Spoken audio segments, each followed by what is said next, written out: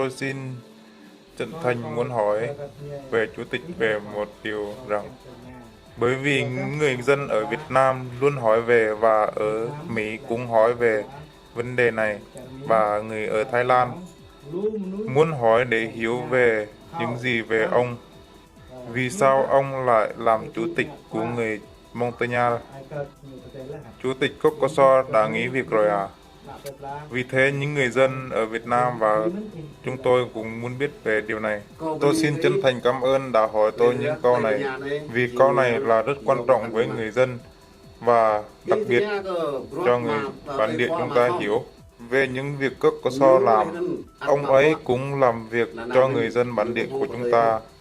Ông ấy và nhiều tổ chức khác cũng cố gắng tổ chức để cứu người dân của chúng ta.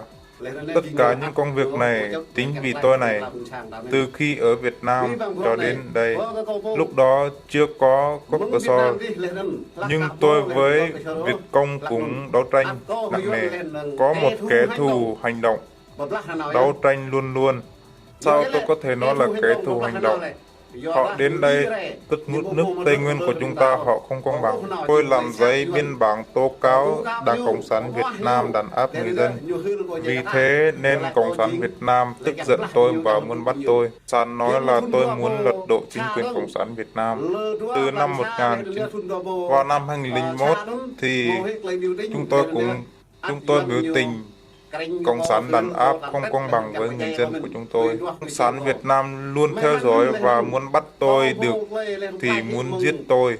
Tôi thật sự là may mắn được thoát khỏi chân tay của Đảng Cộng sản Việt Nam. Tôi chạy trốn đến Campuchia và tôi mở trại người thượng Tây Nguyên tạm tị nạn.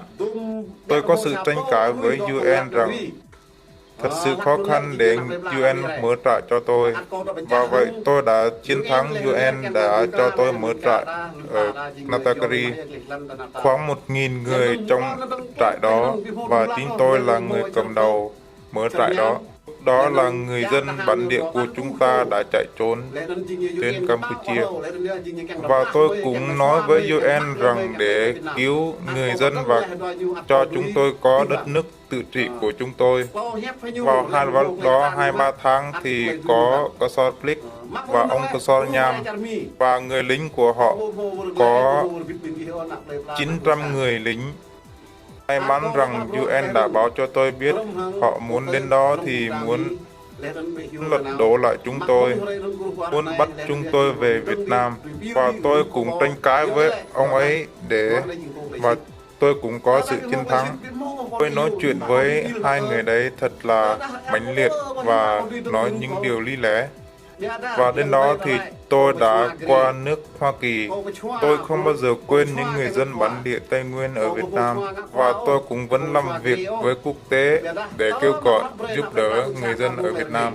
Và tôi luôn làm việc cho người dân, đi họp khắp nơi. Từ đó cho đến nay, và tôi cũng muốn lên lá cờ của tôi và bộ mặt của tôi để cho người dân biết tôi.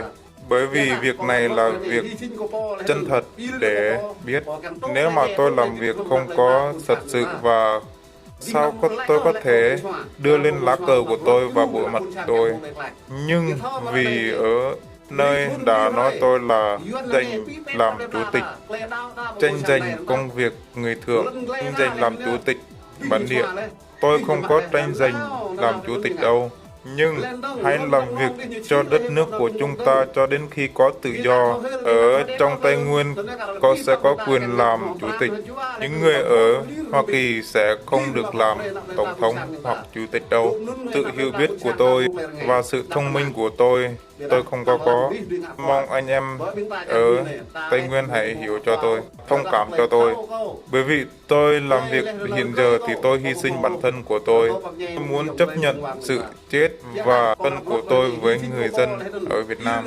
Người đừng nói tôi là tranh giành làm tổng thống. Bởi vì tôi làm việc đây tôi để gửi lên cho quốc tế biết. Bây giờ thì người Kinh họ luôn tan áp đánh đập những người dân của chúng ta, dân chúng ta theo tự do tôn giáo. Ruộng đất chúng ta, đất nước họ đều chiếm hết rồi. Họ luôn đàn áp tiếp tục như vậy cho đến nay. Ở vùng Đắk Nông thì Cộng sản cũng bán đi rồi. Mọi người dân thì cũng chưa biết đến điều đó. Vì vậy chúng ta cần phải chung sức, chung tay cùng một dạ một lòng để vươn lên để cứu nước. Tôi muốn dặn dò những người dân của chúng ta như vậy thôi. Và tôi xin chân thành cảm ơn. Amen.